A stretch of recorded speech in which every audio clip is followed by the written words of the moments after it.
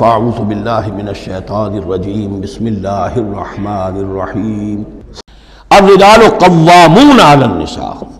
یہ تمہید تھی ساری، ایک سورہ بقرہ میں تمہید آ چکی تھی، علیہن لہن مثل الذی علیہن بالمعروف وللرجال علیہن درجہ، یہ کہہ کے بات چھوڑ دی.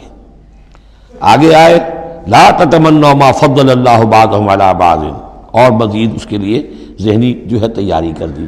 اب آ رہی ہے وہ چیز جو چبھنے والی چیز ہے. الرجال قوامون علی النساء، مرد عورتوں پر حاکم ہے. یہ میں ترجمہ زور دے کر رہا ہوں. یہ قامہ جو ہے، قامہ جب علا کے ساتھ آئے گا تو کچھ اور معنی ہوں گے، قامہ بے کے ساتھ آئے گا کچھ اور معنی ہوں گے.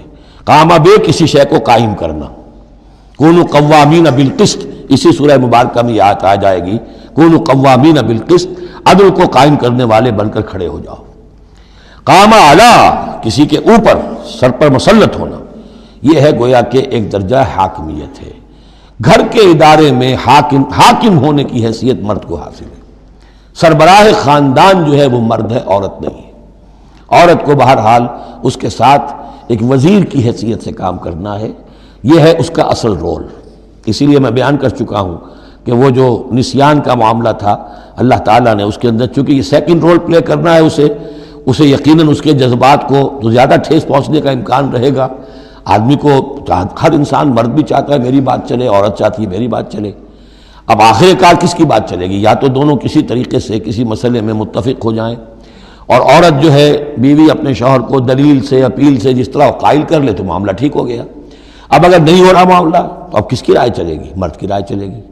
تو کس کو اس سے ایک صدمہ پہنچے گا؟ عورت کو پہنچے گا. لیکن اس صدمے کا ہی جو ہے انفلوئنس، اس کو کم کرنے کے لیے سیفٹی والو، نسیان کا مادہ اللہ تعالیٰ نے عورت میں زیادہ رکھ دیا.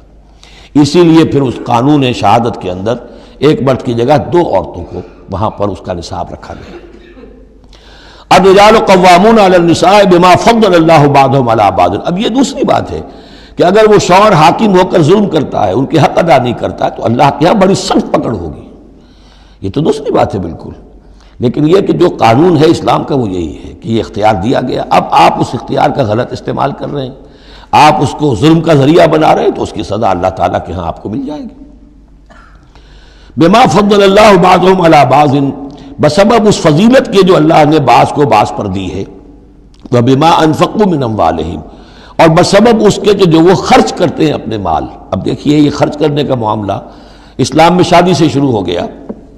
شادی مرد کی بھی ضرورت ہے، عورت کی بھی ضرورت ہے، لیکن مرد مہر دیتا ہے، عورت مہر وصول کرتی ہے. تو جو خرچ کرنے والا ہے اب اس کی ایک حیثیت دوسری ہو گئی.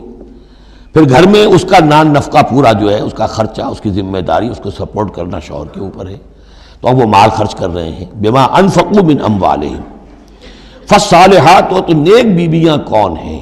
جو کہ ایک یوں سمجھیے قرآن کے نزدیک ایک عورت کا جو اچھا کردار ہونا چاہیے، ایک خاتون خانہ کی جو بہترین روش ہونی چاہیے، وہ یہاں 3 الفاظ میں آئی ہے. فالصالحات، نیک بیویاں قانتات، ایک تو فرما بردار ہوتی ہیں، شوہروں کی فرما بردار. حافظات للغیب، غیب میں حفاظت کرنے والیاں. یعنی ظاہر بات ہے کہ مال ہے کسی کا تو گھر میں ہے، وہ تو کام پہ چلا گیا ہے، اب وہ کس کی حفاظت میں ہے؟ بیوی کی حفاظت میں ہے. اسی طرح اب بیوی کی جو عصمت ہے وہ در حقیقت مرد کی عزت ہے. اب وہ اس کی عزت کی حفاظت کرے اس کی غیر موجودگی میں. اسی طرح مرد کے راز ہوتے ہیں، سب سے زیادہ بڑھ کر جو ہے رازدان وہ تو بیوی ہوتی ہے. تو 3 اعتبارات سے حافظات للغیب، حافظات للغیب، غیب میں حفاظت کرنے والیاں. حفاظت کرنے والیاں شوہر کے مال کی، شوہر کے رازوں کی، اور شوہر کی عزت کی. بما حفظ اللہ، اللہ کی حفاظت سے. حفاظت ہے تو اللہ کی، لیکن جیسے رازق اللہ ہے، لیکن کام تو انسان کو کرنا پڑتا ہے، رزق کمانا پڑتا ہے. واللاتی تخافون نشوزہن، اور وہ خواتین کے جن کے بارے میں تمہیں اندیشہ ہو جائے ان کے اندر سرکشی کا، ضد ہے، ہٹ دھرمی ہے، بات نہیں مان رہی ہیں، اپنی بات منوانی ہے، کسی نہ کسی طریقے سے گھر کی فضا خراب کی ہوئی ہے، یہ ہے نشوز. ذہناً تسلیم نہ کرنا کہ میری حیثیت جو ہے وہ بہرحال شوہر کے تابع دار کی ہے.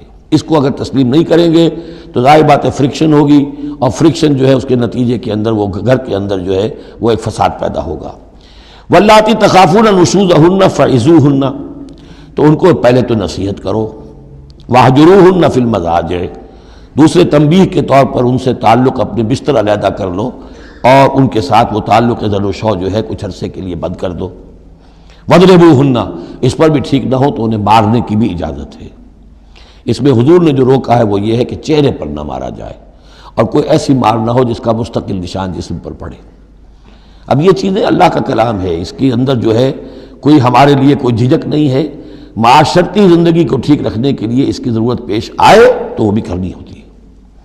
فَإِنْ أَطَعْنَاكُمْ، پھر اگر وہ تمہاری اطاعت کریں، فَلَا تَبْغُوا عَلَيْهِنَّ سَبِيلًا، تو اب ان پر خام خواہ کی زیادتی کرنا، پچھلے غصے نکالنا، بار بار جو ہے وہ اپنے غصے کا اظہار کرنا، یہ بھی ٹھیک نہیں ہے۔ ان اللہ کان علیٰ کبیرہ، یقیناً اللہ تعالیٰ بہت بلند ہے، بہت بڑا ہے۔ Assalamu alaikum. If you enjoy our videos, please don't hesitate to share them with your friends and family.